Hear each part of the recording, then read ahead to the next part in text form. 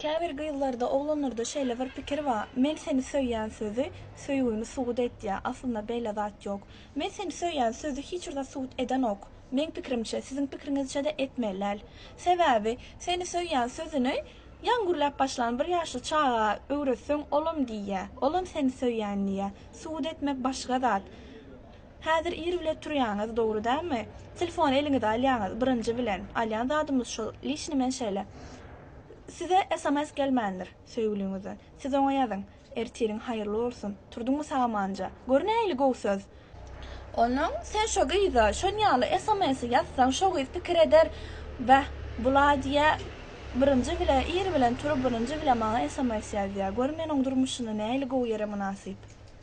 Hemme gyzyňam pikir edäjek zady. Sen gadry görköz, olam sen gadryňy bilsin. Şonda siziň araňyzda ikiligem bolmaýa, urşam bolmaýa, söwüşem bolmaýa. Gyzgaça aýtjak zatlam şeýle. Söýgü pul bilen satyn alynan ok. Pul bilen satyn alynan zadyňam gadry bolan ok. Pul belli bir ýere çenli gerek. Şu ýüregiňden çykjak duýguny hiç urda da satyn alyp bolan ok.